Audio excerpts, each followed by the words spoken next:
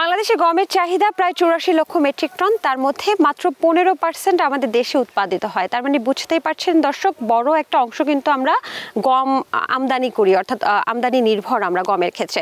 দর্শক, আমরা জানি যে বাংলাদেশে মূলত এতদিন আসলে সরকারিভাবেই বা সরকারি উদ্যোগেই গমের জাত উন্নয়ন করা হতো বা গমের বীজের জাত উন্নয়ন করা হতো। বর্তমানে বেসরকারি উদ্যোগেই কিন্তু গমের বিভিন্ন জাত উন্নয়ন বা বীজের জাত উন্নয়ন করা হচ্ছে। আমার পাশে আছেন এসিআই সিড লিমিটেডের কর্মকর্তাগণ। তারা কিন্তু নতুন দুটো জাত অবমুক্ত করেছে আমি যতটুকু জানি, এবং সেখানে নাকি অধিক ফলন এবং বিভিন্ন ব্যতিক্রমতাও আছে। কৃষক নাকি অনেক লাভবান হচ্ছে। আমি সেই বিষয়ে আসলে বিস্তারিত তাদের থেকেই জানবো। আসসালামু আলাইকুম, আপনারা কেমন আছেন? ওয়ালাইকুম আসসালাম, আমরা অনেক ভালো আছি, আপনাকে ধন্যবাদ। জি, আমি শুনলাম যে এখানকার কৃষকরা অনেক খুশি এই মৌসুমে, কারণ এই সময়টা আসলে গমের, এবং দেখতে পাচ্ছি একেবারে পাকা গম কিন্তু চলে এসেছে হারভেস্টের সময়। মনে হয় আজকেই করবে নাকি? রাইট, আজকেই হারভেস্ট করা হবে। আচ্ছা, তাহলে কৃষকদেরকে এইভাবে খুশি করার পেছনের রহস্যটা কি আসলে? কিছু কথা আপনাকে বলতেই হবে যে বেসরকারি ক্ষেত্রে বাংলাদেশে গম নিয়ে এসিআই একমাত্র কোম্পানি যারা কাজ করেছে, এবং তাদের দীর্ঘদিনের গবেষণার ফলাফল হিসাবে এসিআই গম 1 এবং এসিআই গম 2 তারা অবমুক্ত করেছে জাতীয় বীজ বোর্ডের মাধ্যমে। এবং এই জাত দুটি বর্তমানে সারা দেশের কৃষকের কাছে আমরা সম্প্রসারণ করছি, এবং সেখান থেকে আমরা বিভিন্ন অঞ্চলে এই জাতগুলির মাঠ দিবস করছি, ফলন উপযোগিতা আমরা দেখছি।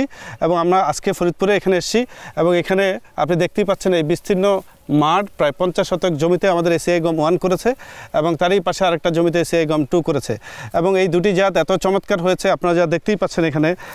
এবং আমরা আশা করছি এই জাতগুলি আগামী দিনে কৃষকের মাঠে যদি সম্প্রসারণ করা যায়, কৃষকরা অনেক বেশি লাভবান হতে পারবে। একটু জানতে চাই, এটা কি পরীক্ষামূলক মাঠ কিনা? একেবারেই নয়, আমরা কমার্শিয়াল ফিল্ড আমরা বীজ বিক্রয় করেছি, এবং তারই বিক্রয়কৃত বীজেরই একটা চাষির মাঠে আজকে আপনাদের কাছে এখানে আমরা দেখতে পাচ্ছি। আমরা এই জাতটি যখন ছাড়করণ করেছি তখন আমরা দেখতে পেরেছি এর ফলন এসিআই গম 1 প্রায় 5.6 মেট্রিক টন পার হেক্টর, এবং এসিআই গম 2 যেটা সেটা প্রায় 5.8 মেট্রিক টন পার হেক্টর।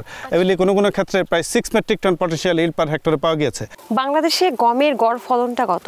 বাংলাদেশে বর্তমানে গমের গড় ফলন হচ্ছে 3.6 মেট্রিক টন পার হেক্টর, অথচ আমাদের ছাড়কৃত যে জাতগুলি আছে এটার অ্যাভারেজ গড় ফলন হচ্ছে প্রায় 4.7 মেট্রিক টন পার হেক্টর। এবং এই 3.6 থেকে 4.7 মেট্রিক টন, এটা প্রায় অ্যাবাউট 1.2 মেট্রিক টন অতিরিক্ত ফলন পাচ্ছে প্রতি হেক্টরে চাষিরা, যেটা বর্তমান বাজার মূল্য যদি আমরা কনভার্ট করি প্রায় 55 থেকে 60 হাজার টাকা পর্যন্ত কৃষকরা 1 হেক্টর জমিতে এডিশনাল মুনাফা করতে পারবে। এখন আমরা একটু, যেহেতু গম এসিআই গম 1-এ আছে, এটার ফলনটা আমরা একটু দেখাতে চাই, যেহেতু ভাইয়া একটা উঠিয়ে ফেলেছে, একটু যদি বর্ণনা করতেন। ধন্যবাদ আপনাকে। গমের ফলনের ক্ষেত্রে যেই বৈশিষ্ট্যগুলি অত্যন্ত গুরুত্বপূর্ণ সেটা হচ্ছে যে প্রথমত যে এর প্রতিটা কুশির সংখ্যা কয়টা। আমরা দেখেছি সাধারণ গমগুলি প্রচলিত যে জাতগুলি আছে সেখানে 3 থেকে 4টা পর্যন্ত কুশি হয়। আমাদের এই জাতগুলিতে আমরা প্রায় 5 থেকে 6টা পর্যন্ত কুশি পেয়েছি। এবং আরেকটা জিনিস হচ্ছে যে এই যে স্পাইকলেটটা আছে, এই এক একটা স্পাইকলেটে এটার প্রায় 55 থেকে 60টা পর্যন্ত দানা হয়। স্পাইকলেট বলতে আমরা এই যে এটাকে বুঝতে পারছি, তাই তো? আর একটা জিনিস হচ্ছে যে এইটার দানাগুলি অনেক বোল্ড, যার কারণে 1000 গ্রেন ওয়েট প্রায় 66 গ্রাম, যেটা প্রচলিত জাতগুলিতে প্রায় 55 থেকে 62 গ্রাম পর্যন্ত হয়ে থাকে। এইটাই এই জাতগুলির মূল উদ্দেশ্য, এবং সেখানেই যার কারণেই ফলনটা অনেক বেড়ে গেছে। আপনি দেখেছেন যে গম প্রায় বাংলাদেশে প্রায় 7.3 মিলিয়ন মেট্রিক টন প্রতি বছর গম আমদানি করতে হয়। এই আমদানি করা গমের বেশিরভাগই কিন্তু এই যে কুকিজ, পাউরুটি এবং ইন্ডাস্ট্রিয়াল পারপাসে ব্যবহার করা হয়। আমাদের দেশে যে জাতগুলি এখন পর্যন্ত প্রচলিত হয়েছে এই জাতগুলিতে এই গ্লুটেন কন্টেন্ট পার্সেন্টেজ অনেক কম, এটা প্রায় 20 থেকে 25-এর মধ্যে থাকে। এবং এই হাই গ্লুটেন ইন্ডাস্ট্রির যে রিকোয়ারমেন্ট, এটা ফুলফিল করতে গেলে আমাদেরকে গম আমদানি করতে হয়। এবং আমরা, আপনি জেনে খুশি হবেন যে আমাদের উদ্ভাবিত এই দুটি জাতে গ্লুটেনের পরিমাণ যথাক্রমে 28% এবং প্রায় 32% পর্যন্ত গ্লুটেন আছে। এই গ্লুটেনটা কিন্তু এখন স্থানীয়ভাবে গম উৎপাদন করে আমাদের এই র মেটেরিয়ালসকে অ্যাভেলেবল করে ইন্ডাস্ট্রির চাইতে আমরা মিট করতে পারবো। বাহ, চমৎকার। আমি যদি একটু ধরি এটাকে, দর্শক, আমি ভাইয়া বলছিলেন যে প্রত্যেকটা দানা নাকি প্রচুর পরিমাণে বোল্ড। আমি সেটা দেখার জন্য আমাকে অবশ্য, যেহেতু আমি দর্শকের প্রতিনিধি, আমাকে পরীক্ষা করে দর্শককে জানাতে হবে।